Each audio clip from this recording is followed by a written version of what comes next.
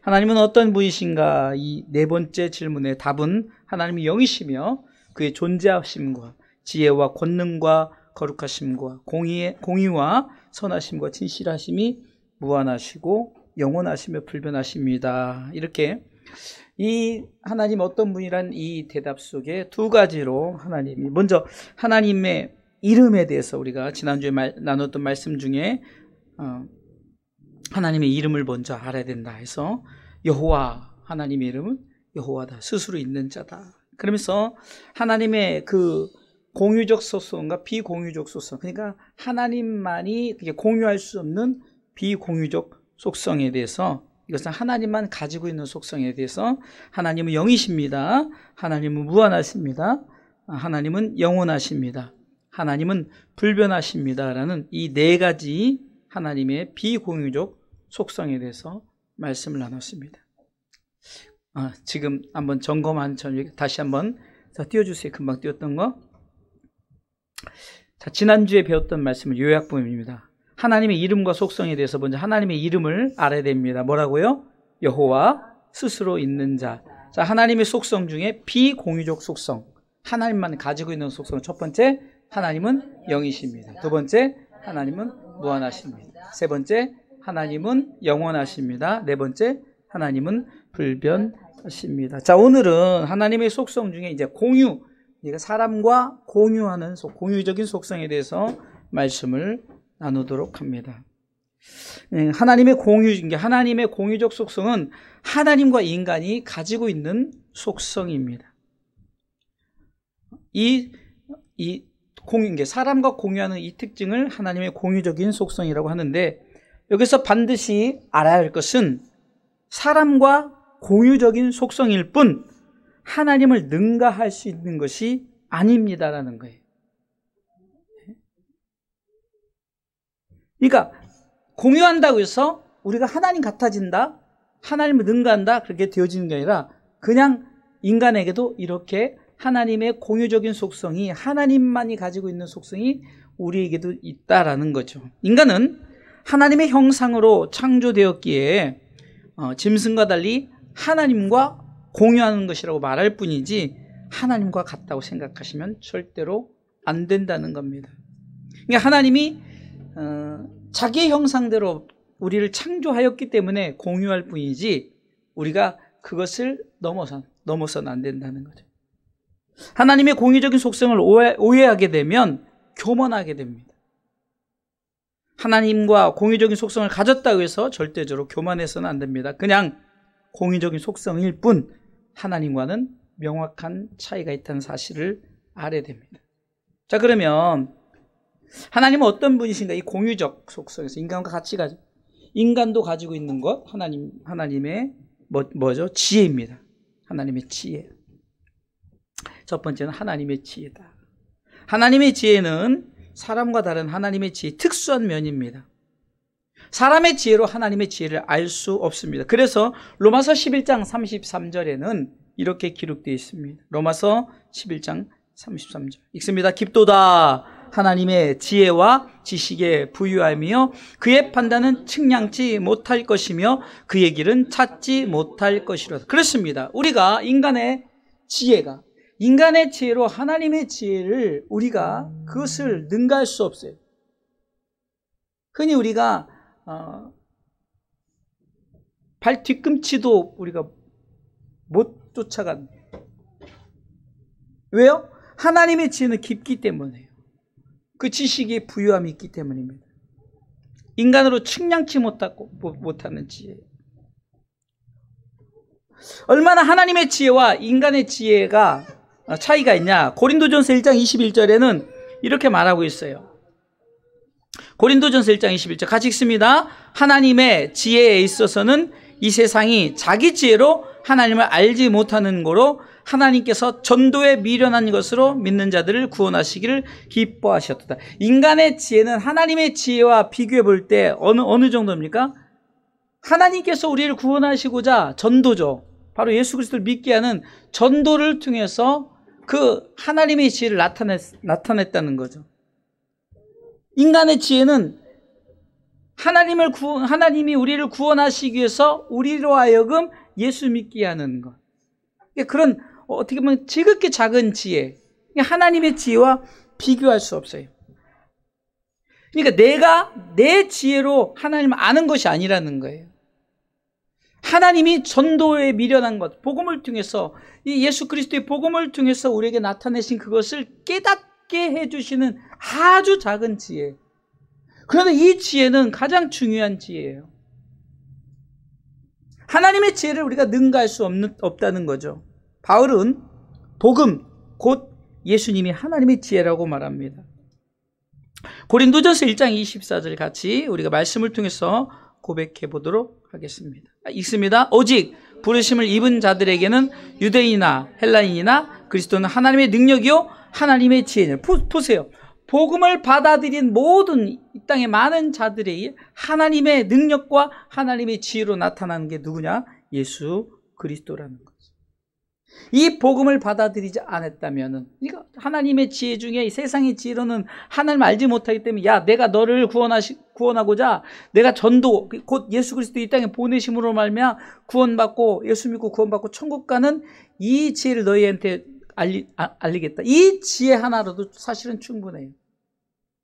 그러나 우리는 이 세상의 이 지혜를 가지고 하나님의 지혜를 우리가 어떻게 보면 침범해서는 안 된다는 거죠. 우리가 하나님의 지혜를 닮아가려면 어떻게 할까요? 여호와를 경외하면 하나님의 지혜를 닮아갈 수 있습니다. 잠언서 9장 10절 말씀에 뭐라고 말합니까? 같이 고백합니다. 여호와를 경외하는 것이 지혜의 근본이요 거룩하신 자를 아는 것이 명철이니라. 자, 여호와를 경외, 전도에 미련한 것으로 우리를 하나님이 우리가 그 지혜를 알 수 없기 때문에 우리를 구원하시고자 하는 하나님의 지혜가 예수 그리스도 복음으로 나타냈고, 그것을 바로 아는 것. 그래서 여호와를 경외하는, 정말 그 하나님의 지혜를 내가 닮아가고자 하나님의 그 전도에 미련한 지혜를 우리에게 주신 그 지혜를 우리가 받아들이고 그것에 감사하면서 나간다면 그것이 여호와를 경외하는 모습이요 지혜, 지식의 근본이 되어진다라고 말하는 것입니다.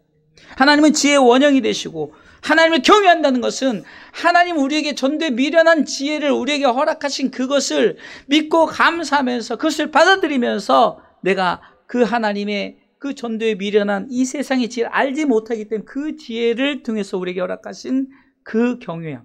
그러니까 하나님을 경외한다는 것이 그 지혜, 하나님이 우리를 전도에 미련한 것으로 우리를 인도하시고자 하는 것을 우리가 아는 것, 그리고 그것을 인정하는 것, 그것이 하나님의 경외다라고 오늘 말해요. 왜? 지혜의 근본이 하나님이시고, 지혜는 우리에게 나타난 지혜는 전도에 미련한 것, 복음을 통해서 지혜가 나타납니다. 하나님의 지혜는 또한 천지창조의 능력이죠. 우리의 지혜로는 천지창조를 할 수가 없습니다. 흉내는 내도 모방은 내도 우리가 그러니까 아무 재료 없이 우리가 뭘 창조할 수 없는 거예요. 잠언서 3장 19절에는 천지창조의 하나님의 지혜를 말씀하고 있습니다. 여호와께서는 지혜로 땅을 세우셨으며, 같이 읽습니다. 다시, 여호와께서는 지혜로 땅을 세우셨으며 명철로 하늘을 굳게 펴셨다라고 말하는 거예요.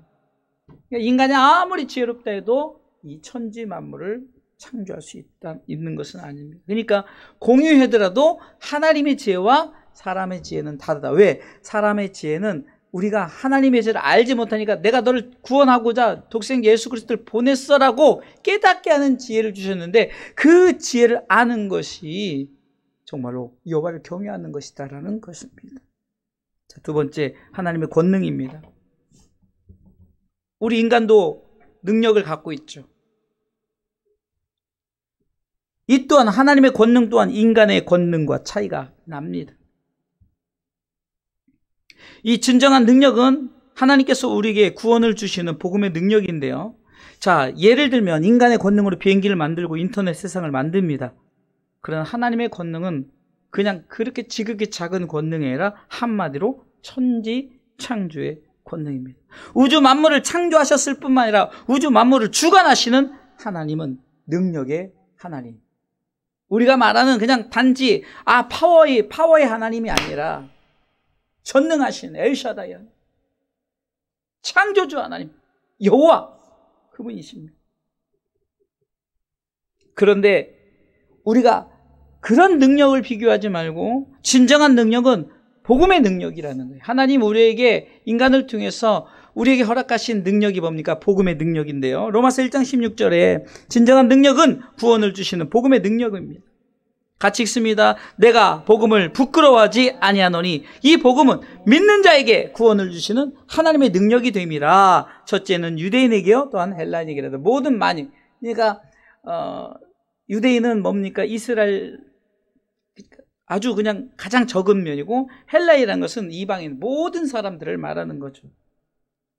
정말 우리가 진정한 하나님의 권능은, 하나님의 능력은 뭘까요? 바로 예수 그리스도를 믿는 자에게 구원을 주시는 것. 이거보다 더 큰 능력은 없어요. 하나님의 권능을 한마디로 표현한다면은, 물론 우주 만물을 창조하신 그 능력이 우리가 보기 대단하죠. 우리가 어떻게 이 지구가 점밖에, 저 우주 만물을 통해서 보면 지구가 점밖에 안 되는 거예요. 여러분들 얼마나 이것이 어마어마한 하나님의 능력입니까? 그런데 이거보다 더 큰 능력이 뭐냐? 바로 우리를 구원하시고 믿는 예수 그리스도를 보내심으로 말미암아, 예수 그리스도를 믿음으로 말미암아 구원받아 천국 백성이 되는 것, 이것이야말로 진정한 하나님의 능력이라고 바울은 소개하는 것입니다. 세 번째는 거룩입니다. 하나님의 거룩. 인간도 거룩하죠. 그러나 인간의 거룩은 흉내낼 뿐입니다.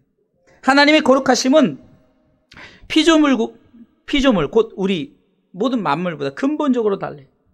이 거룩은 뭡니까? 죄와 상관없는 윤리적인 속성.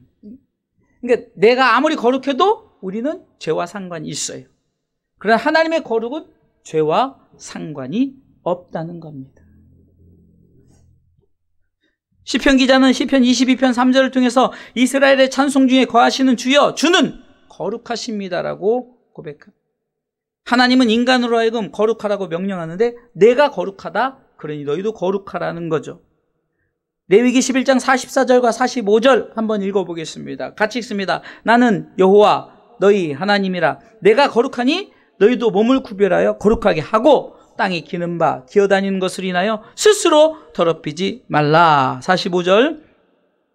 나는 너희의 하나님이 되려고 너희를 애굽 땅에서 인도하여 낸 여호와라. 내가 거룩하니 너희도 거룩할지어다. 이 문맥상의 말씀을 통해서 보면 하나님의 거룩은 예수 그리스도 그분을 믿음으로 말미암아 내가 거룩되어지는 것이고, 땅에 기어다니는 이런 벌레로부터 우리가 더럽히지 말라는 것은 세상 가운데 있는 다른 것들이, 세상에 복음의 예수 그리스도 외에 다른 것들로 더럽히지 말라는 거죠. 이 구원은 순결해요. 오직 예수 그리스도 그분의 보혈의 피로 말미암아 이루어지는 것입니다. 세상의 다른 어떤 것들이 어떤 그 거룩을 이루려고 하지만 그것은 흉내낼 뿐이에요. 흉내는 흉내로밖에 그칠 수밖에 없는 거예요. 여러분 보세요. 인간이 아무리 거룩하게 치장을 해도 이미 그 속에는 윤리적인 속성이 뭡니까? 죄를 갖고 태어났다. 세상에 많은 사람들 중에 그 자기 스스로가 거룩하다 하지만 그것은 인간이 보기에 거룩한 존재일 뿐이에요.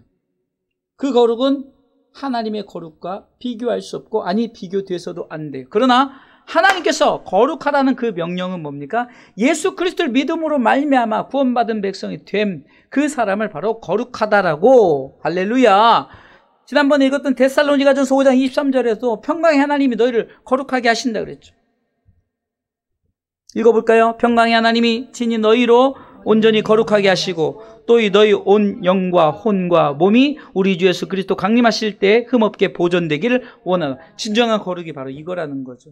하나님이 우리를 거룩하게 하시려고 이 땅에 예수 그리스도를 보내셨으니 너희도 거룩하다. 이것은 예수 그리스도를 믿으라는 거죠. 예수 그리스도를 믿음으로 말미암아 거룩한 백성이 되어라. 그래서 우리가 성도가 뭡니까? 거룩할 성, 무리도 거룩한 무리예요.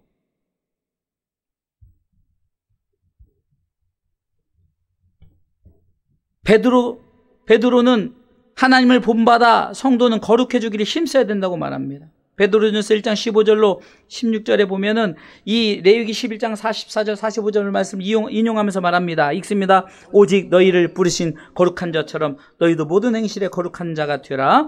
기록하였을 때 내가 거룩하니 너희도 거룩할지어다 하셨느니라. 여기서 기록하였을 때는 바로 예레미야, 아까 읽었던 레위기 11장 44절 45절 금방 읽었던 말씀을 인용하면서 한마디로 우리가 거룩해지는 것은 예수 그리스도를 믿음으로 말미암아 거룩해지는 거고, 행실에 거룩한 자는 것은 예수 그리스도를 믿는 믿음을 그치지 않고 끝까지 계속 하라는 것입니다.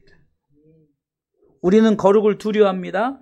인간 스스로 거룩할 수 없기 때문입니다. 사람이 이루는 거룩은 거룩을 흉내낼 뿐입니다. 오직 하나님만이 우리를 거룩하게 하십니다. 데살로니가전서 5장 23절 읽었죠? 아까 평강의 하나님이 친히 너희로 온전히 거룩하게 하시고 너희 혼령과 혼과 몸이 우리 주 예수 그리스도 강림하실 때 흠없게 보존되기를 원한다. 내가 거룩하고자 했다는 것이 아니라 거룩하게 하는 거예요. 오직 거룩하게 하는 것은 오직 예수 그리스도 그분을 믿는 것, 그 보혈의 피로 말미암아 거룩해진 거예요. 그러니까 하나님의 거룩을 우리가 흉내내는 것이 그의 보내신 예수 그리스도를 믿음으로 말미암아 하나님의 거룩함에 동참하게 되는 줄 믿으시기 바랍니다. 네 번째, 하나님의 공의. 공의의 뜻이 무엇인가요? 사람의 공의는 어떤 사회적, 사법적 기준이 있고 법대로 하는 것, 그것을 공의라고, 그 기준에 합당하게 집행되는 것이 공의입니다. 그런데 이 사회 공의도 비리가 많죠. 법대로 집행되지 않고. 그러니까 공의라고 하지만 공의가 이루어지지 않는 시대예요. 한마디로 공의롭거나 정의롭지 못한 경우가 이 사회에 많아요. 그러나 하나님의 공의는 절대적입니다. 하나님께서는 엄격하게 법을 지키시는 분이십니다. 한마디로 말씀의 법을 원칙으로 공의를 베푸시는 분이십니다. 신명기 32장 4절 말씀에 이렇게 기록되어 있습니다. 신명기 32장 4절, 말씀의 법을 원칙으로 공의를 베푸시는 거예요. 그는 반석이시니 그 공덕이 완전하고 그 모든 길이 공평하며, 다 처음부터 같이 시작. 그는 반석이시니 그 공덕이 완전하고 그 모든 길이 공평하며 진실무망하신 하나님이시니 공의로우시고 정직하시도다. 그런데 그는 반석이다라는 말씀을 통해서 우리가 마태복음 7장에 보면은 우리가 지혜로운 사람이 어디에다 집을 짓죠? 반석 위에 집을 짓죠. 반석은 예수 그리스도죠. 그 반석에 집을 지은 자는 어떤 상황이 와도 무너지지 않고 결국은 승리하게 된다는 거죠. 그러니까 공의도 우리가 내가 주를 위해서 이렇게 했었습니다. 그런데 하나님이 불법을 행한다라고 이렇게 말하는 건 뭡니까? 사람의 공의로 공의로워진 것이 아니라 하나님이 인정하는 공의의 법은 반석이에요. 말씀의 법 앞에 세워집니다. 그러니까 하나님이 반석이니까 그 공덕이 완전하고 그 모든 길이 공평하며 진실무망하신 하나님이시니 그분은 공의로우시다라고 신명기 32장 4절 금방 읽었던 말씀이 있는 거예요. 이러한 하나님의 공의는 죄인에 대한 엄격한 징벌과 의로운 자에 대한 보상으로 나타나죠. 공의의 대표적인 말씀, 지난번에 제가 그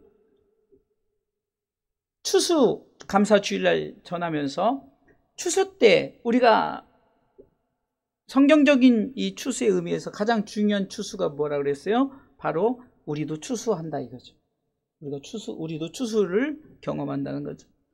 공의라는 것은 분명하게 하나님께서 선을 긋는데 알곡과 가라지 비유를 했죠. 누가복음 3장 17절에 우리가 어디에 서냐? 알곡에 서야 된다는 거예요. 왜? 알곡은 모아서 곳간에 들이고 쭉정이는 꺼지지 않는 불에 태운다는 거죠. 천국 백성과 지옥 백성을 분명하게 하나님은 나누시는 공의의 하나님을 바로 말씀을 통해서 표현하고, 양과 염소를 통해서도 마태복음 25장 32절에 모든 민족을 그 앞에 모으고 각각 분별하기를 목자가 양과 염소를 분별하는 것 같이 하여 33절 같이 큰 소리로 읽습니다. 양은 그 오른편에, 염소는 왼편에 두시고.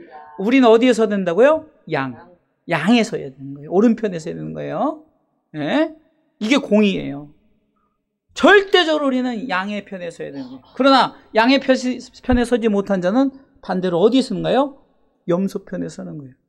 그러니까 흔히 천주교나 이런 데서 말하는 천국과 지옥 사이, 이 과 사이에 연옥이 있다? 이런 거는 절대로 성경 안에서 있을 수 없는 거예요. 왜? 공의 하나님은 알곡과 쭉정이 오른편과 왼편 정확하게 나눴지, 그 사이에 내가 좀 이렇게 하면 다시 천국으로 가고 더 나쁜 짓 하면 내가 환생을 하게 될 때면 좀 잘 태어나면 개나 돼지로 태어나고 이런 게 아니란 말이에요. 왜 우리가 개와 돼지로 태어요? 영이 아버지 앞에 있으면 나중에 다시 주님 오실 때 환생이 아니라 우리는 데살로니가전서 5장 23절 아까도 읽었잖아요. 온 영과 혼과 몸이 우리가 다시금 거룩하게 되는 줄 믿으시기 바랍니다. 그 지난번에 또 제가 양과 염소하고 또 마지막 생명의 부활과 심판의 부활에 대한 제가 예를 들었죠. 요한복음 5장 29절에 선한 일을 행한 자는 생명의 부활, 할렐루야. 악한 일을 행한 자는 어디? 심판의 부활. 이게 바로 하나님의 공의예요. 인간의 공의, 인간도 공의가 있다지만 인간의 공의는 변질돼요. 인간의 공의는 정의롭지 못해요. 그러나 하나님의 공의는 절대적인 거예요. 할렐루야. 그러니까 하나님 천국 아니면 딱 지옥인 거지 중간에 연옥이 없어요. 양과 염소면 양과 염소지 중간에 뭐 이상한 짐승이 없어요. 생명의 부활 아니면 심판의 부활. 생명의 부활인 천국과 심판의 부활 지역이 정확히 있는 게 뭐 중간에 있는 게 아니라는 거예요. 하나님의 공의예요. 자, 5번째. 많죠. 그래서 나눠서 한 거예요. 하나님의 선하심이죠. 하나님의 선하심. 하나님의 선하심. 하나님의 선은 사랑이죠. 그냥 저는 하나님의 선 그러면은 십자가 보면 돼요. 십자가. 하나님의 선은 사랑으로 나타나셨어요. 요한복음 3장 16절. 이것은 뭐 설교 때마다 나오는 말씀이죠. 하나님이 세상을 이처럼 사랑하사 독생자를 주셨으니 이는 저를 믿는 자마다 멸망치 않고 영생을 얻게 하리. 이게 바로 하나님의 선이라는 거예요. 이게 하나님의 착한 행실이 바로 우리를 구원하시고자 하나밖에 없는 독생자들 예수 그리스도를 보내신 거예요. 인간도 선을 행할 수 있지만 이 선과는 완전히 다른 선이죠. 인간은 그냥 내가 착하게 살았다, 이것이 선이에요. 그러나 하나님의 선은 바로 우리에게 나타난 복음입니다. 예수 그리스도입니다. 로마서 5장 8절은 이렇게 말씀하고 있습니다. 우리가 아직 죄인 되었을 때 그리스도께서 우리를 위하여 죽으심으로 하나님께서 우리에게 대한 뭐요? 자기의 사랑을 확증하셨느니라. 이렇게 하나님의 선하심은 예수 그리스도의 십자가로 확실하게 증거로 보여주신 줄 믿으시기 바랍니다. 그래서 우리는 이것을 하나님의 은혜의 선물이라고 말하죠. 하나님의 선은 은혜의 선물로 우리에게 나타납니다. 읽습니다. 너희가 그 은혜를 인하여 믿음으로 말미암아 구원을 얻었나니 이것이 너희에게서 난 것이 아니요 뭐요? 하나님의 선물이라. 할렐루야. 은혜를 인하여니까 은혜의 선물이죠. 예수 그리스도 믿는 것 하나님의 은혜의 선물인 줄 믿으시기 바랍니다. 이것이 바로 하나님의 선하심. 지난주에도 우리가 감사할 때 하나님은 선하시며, 이 선이 바로 그 선이란 말이에요. 인간이 선하시며 그러면 하나님의 선과 완전히 다르죠. 인간이 선하다 그러면 착하네? 인간이 참 선하게 생겼네. 이것은 착한 것으로 끝나지만 하나님의 선은 착한 것이 아니라 바로 예수 그리스도 이 땅에 보내신 하나님의 사랑을 우리에게 분명히 말씀해 줍니다. 하나님의 선은 우리에게 긍휼로 나타났습니다. 그래서 하나님의 백성으로 삼아주시는 거죠. 베드로전서 2장 10절에 이렇게 기록하고 있습니다. 같이 말씀의 법 앞에 우리 조명해 봅시다. 베드로전서 2장 10절에 있습니다. 너희가 전에는 백성이 아니더니 이제는 하나님의 백성이요 전에는 긍휼을 얻지 못했더니 이제는 긍휼을 얻은 자니라. 할렐루야. 하나님의 백성됨과 하나님의 긍휼이 바로 하나님의 손으로 우리에게 부여졌다는 것입니다. 6번째, 참 많죠. 이게 다 인간도 갖고 있는 하나님의 공유적인 속성이죠. 하나님의 진실하심입니다. 진실하심. 한마디로 하나님은 거짓말하지 아니하시고 진실하다는 거예요. 인간은 아무리 진실하여도 거짓을 말하죠. 민수기 23장 19절에 하나님은 인생, 곧 하나님은 살아가는 삶, 사람이 아니라는 거예요. 하나님은 인생이 아니시니 시건치 않으시고, 같이 읽습니다. 하나님은 인생이 아니시니 시건치 않으시고 인자가 아니시니 후회가 없으시도다. 어찌 그 말씀하신 바를 행치 않으시며 하신 말씀을 실행치 않으시랴. 진실하신 하나님은 한번 맺은 약속은 반드시 이루십니다. 그래서 예수님께서도 진실로 진실로 많이 들어봤죠? 예수께서 진실로 진실로 너희에게 이르노니, 이 진실로라는 말씀이 요한복음 3장 3절에 대표적으로 예수께서 대답하여 가라사대 진실로 진실로 내게 이르노니 사람이 거듭나지 않냐면 하나님 나를 보시면 진실로 진실로 하나님이 계속 이렇게 진실로라는 말은 아멘, 아멘과 같죠. 곧 진실은 하나님의 말씀을 믿고 인정하면서 살아가는 것입니다. 인간의 진실은 그냥 내가 정말로 나는 거짓말하지 않아야지만 그러나 거짓말하지 않아요 하는 그 자체가 거짓말이 되어지는 거죠. 왜? 인간은 거짓말을 안 하고 살 수가 없어요.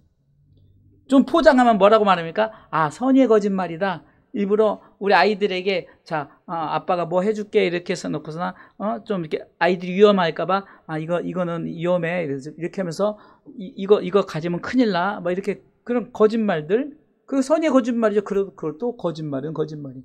그러나 하나님은 인생이 아니니까 또 인자가 사람이 아니니까 시건치 않아요. 그리고 절대로 하나님은 우리 가운데 말씀하신 바를 분명히 하나님 말씀을 실행하시는 분인 줄 믿으시기 바랍니다. 그래서 우리는 그 진실하신 하나님의 말씀대로 여러분들이 지금 아멘 했던 것처럼 아멘의 삶을 살아가시길 주님의 이름으로 축원합니다. 고 박윤선 목사님은 마지막으로 유언을 이렇게 떼합니다. 진실하라, 진실하라, 진실하라. 그러나 사실 이 말도 내가 진실하다고 해서 진실되어지는 것이 아니라는 인간은 진실할 수가 없어요. 진정한 진실은 예수 그리스도 믿는 믿음, 그것이야말로 진정한 진실인 줄 믿으시기 바랍니다. 자, 그러면 하나님의 이 공유적 속성과 비공유적 하나님만이 가지고 있는 하나님이 영원하시고 무한하시고 불변하시고 우리가 그 네 가지 속성을 배웠죠. 하나님이 영이시고 무한하시고 영원하시고 분별하시다. 이 비공유적 하나님만이 가지고 있는 속성. 인간의 공유적 속성, 하나님이 인간 가지고 있는 속성, 지혜, 권능, 거룩, 공의, 선하심, 진실하심. 저는 이 말씀을 통해서 무엇을 우리가 하나님은 어떤 분이신가라는 것을 인간과 비추어 볼 때 우리는 피조물이에요. 그러니까 우리가 하나님의 지혜와 뭐 권능 이런 걸 흉내를 낸다고 해서 하나님 되어지는 것이 아니에요.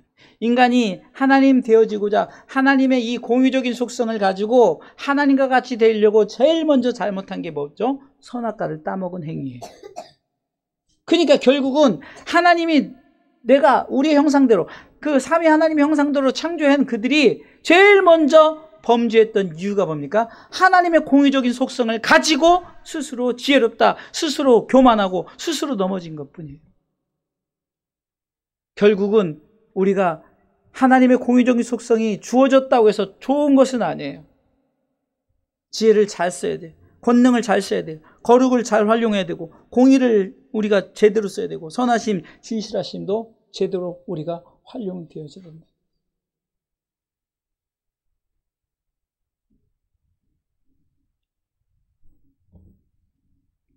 사진 하나 찍으면 좋겠네. 답이 딱 이렇게 정리되어 있으니까. 참 우리 목사님 대단하시. 이게 참 정리하는 게 쉽지 않아요. 제가 원고를 보내드리면 참 정리하는 거 쉽지 않은데 참 정리를 너무 잘하셨어요. 자, 결론을 쭉 한번 읽어보겠습니다. 하나님은 어떤 분이신가? 첫 번째, 하나님의 이름을 알아야 합니다. 좀 크게 해야 끝내죠. 자, 하나님의 이름이 뭐예요? 여호와. 그 이름의 내용은 스스로 있는 자. 자, 하나님의 속성 하나님 속성을 우리가 알아야 되는데 알아야 돼. 그럴 수도 있죠. 뭐 저도 원고 보낸 거 엄청 오타 많아요. 그게 내 작성하다 보니 그런 거죠. 자, 속성에는 비공유적 속성 뭐예요? 하나님만 가지고 있는 속성 뭐죠? 하나님은 영이십니다. 하나님은 무한하십니다. 하나님은 영원하십니다. 하나님은 불변하십니다. 그러니까 이 네 가지 속성은 우리가 가질 수 없는 거예요. 물론 우리도 영인데 맞아요. 그러나 그 영이 누구 거라고요? 하나님 거랍니다. 자, 그 다음에 왜 갑자기 없어졌어요? 자, 두 번째 공유적 속성, 하나님과 인간이 가지고 있는 속성. 첫 번째, 하나님의 지혜. 두 번째, 하나님의 권능. 세 번째, 하나님의 거룩. 네 번째, 하나님의 공의. 다섯 번째, 하나님의 선하심. 여섯 번째, 하나님의 진실하심. 그러니까 우리가 지금 아까 소위르 문답에 그 질문의 답이 이 내용이 다 들어가 있는 거예요. 하나님이 영이시며 그의 존재하심과 지혜와 권능과 거룩하심과 공의와 선하심과 진실하심. 그러니까 여기서 지혜, 권능, 거룩, 공의, 선함, 진실하심 이거는 공의적 속성이고 하나님은 영, 존재하신 무한하시고 영원하시고 불변하신 게 비공의적 속성이에요. 그래서 하나님 어떤 분이신가는 이 네 번째 질문에 이 답이 이렇게